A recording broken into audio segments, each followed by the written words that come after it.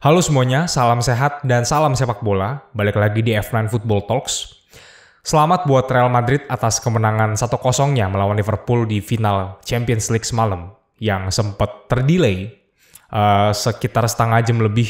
Gue nggak tahu apa karena, kalau nggak salah awal informasinya adalah karena fans yang belum masuk ya, masih menunggu fans. Sempat ada keributan juga ketika ada yang lompatin pagar ya kan. Dan ya setelah si Mbak Camila Cabello nyanyi manggung, akhirnya partai dimulai. Kemenangan 1-0 ini menurut gue, ini kalau pandangan gue teman-teman ya, kurang layak. Kenapa? Oke, kita bahas dari awal dulu nih. Kita santai, kita kalem, lu jangan marah-marah dulu. Sekalipun gue pakai baju Liverpool ya. Gue fans Barcelona, tapi gue tidak subjektif. Gue akan berusaha untuk objektif di video kali ini. Kita sharing sama-sama. Kita lihat dari line up-nya dulu teman-teman ya. Gue sambil buka line up-nya ya. Kedua tim bermain dengan 4-3-3. Oke, di mana si Liverpool mengandalkan Luis Diaz yang memainkan final pertamanya di Champions League ya. Jadi memang jam terbang itu perlu banget ketika lu berhadapan dengan pemain Madrid seperti ada Modric, Casemiro, Kroos yang udah pernah main di 4 final dan menang ya kan. Melawan Diaz yang memang belum pernah masuk final, ya kan? Ada Konate juga belum pernah masuk final. Dan beberapa pemain diantaranya di Liverpool udah masuk final dan merasakan kekalahan di 2018 dan kejuaraan di 2019 dan juara di 2019 ya kan? Pas lawan Spurs waktu itu. Sementara Madrid secara squad lebih matang dalam hal mental ya, di mana mereka sebenarnya di sini masih ada beberapa yang baru ya kayak Valverde. Dan ya Ferland Mendy tadi juga belum ada, Alaba juga belum ada kan, baru-baru banget masuk.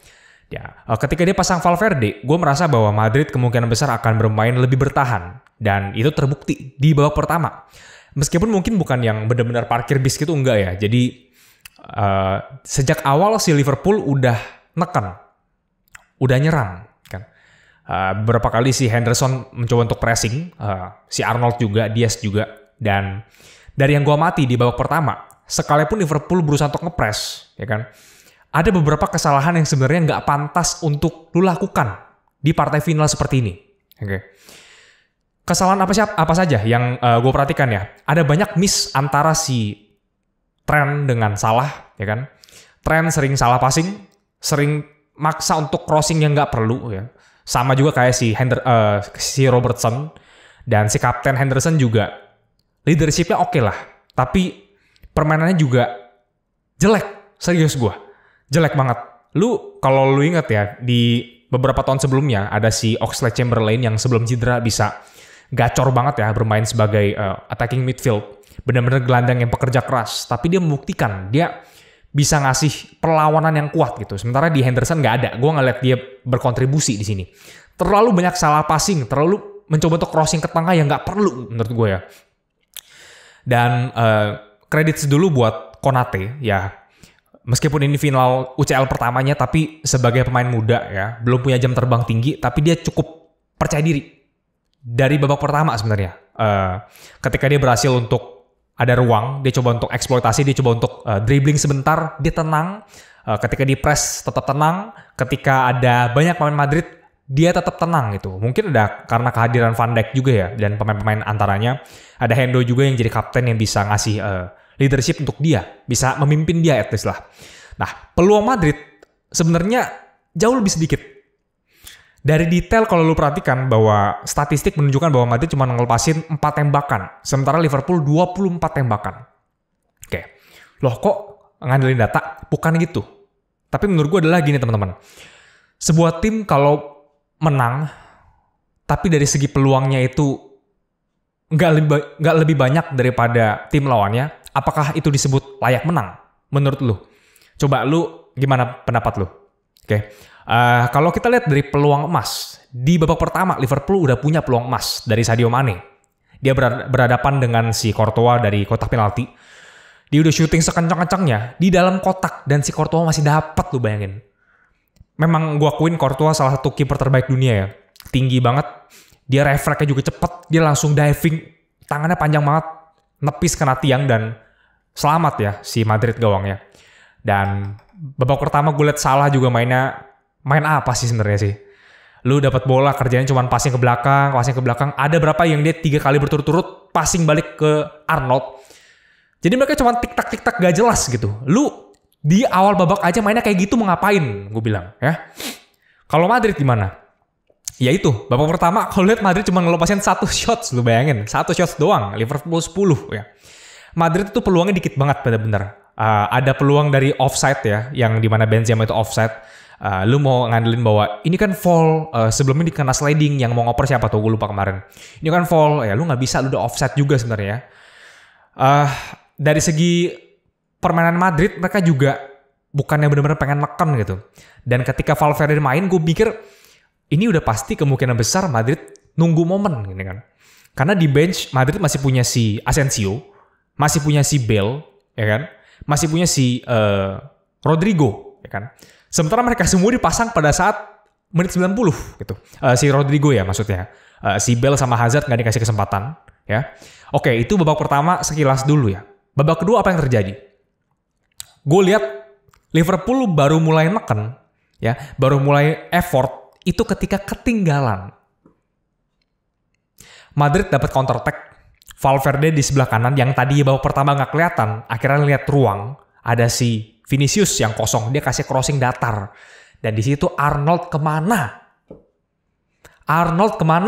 Lu lihat posisi bahwa dekat lu ada pemain berbahaya nih, ya kan? Lawan udah mau crossing, lu di mana posisinya? Lu malah membelakangi lawan lu yang bisa nyetak gol gitu. Nah, lu mau nyalain Arnold dalam kasus kebobolan ini mungkin nggak adil ya. Tapi kalau kita lihat dari seluruh pertandingan, keseluruhan pertandingan, apakah Arnold main bagus? Tidak.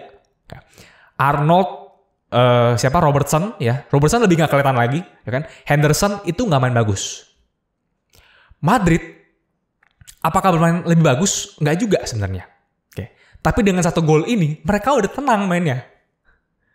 Akhirnya dapat peluang lagi si Casemiro yang harusnya bisa dia lakukan shooting, cuman dia nggak shooting dan emang posisinya agak sulit sih. Kemungkinan besar kalau dapat bola crossing kayak gitu dia akan ngoper. Tapi Benzema kalau nggak salah udah offset ya. Dan ya udah si Liverpool akhirnya masukin si siapa namanya? Gue lupa. Gue lihat catatan gue dulu. Dia masukin si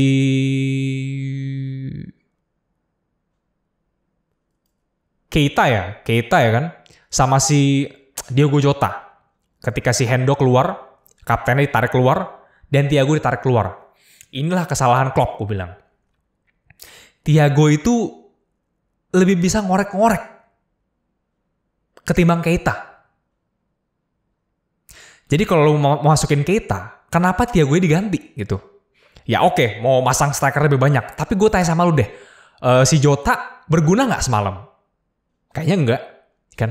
Malah Diaz yang lebih berbahaya kan? Dah. Sekarang ini pendapat gue teman-teman ya. Jadi gue pengen kasih konklusi dari satu pertandingan. Apa yang menurut gue bisa dilakukan? Karena ini kan Liverpool yang kalah ya. Gue akan coba bahas dari sisi Liverpool ya dulu.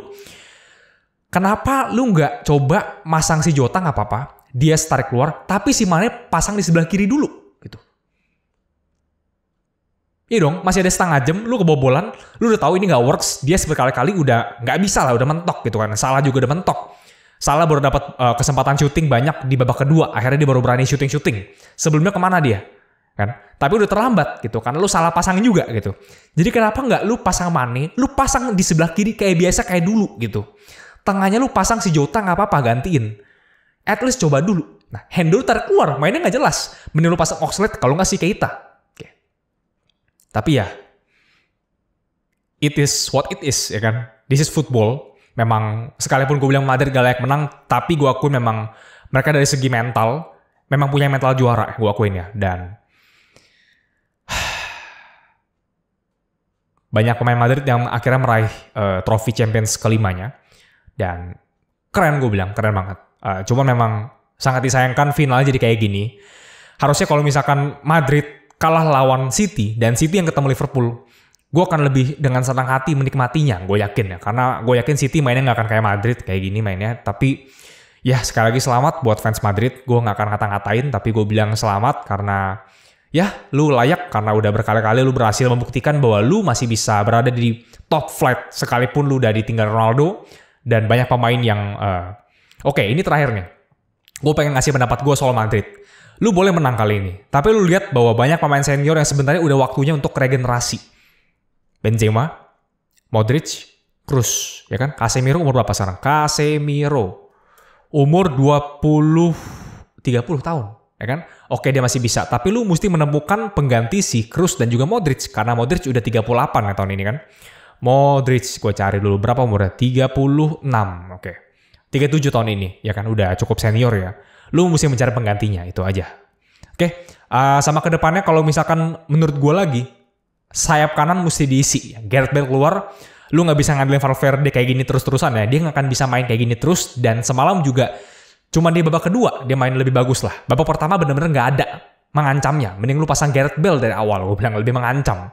Tapi sekali lagi inilah sepak bola, sekali lagi selamat buat Madrid.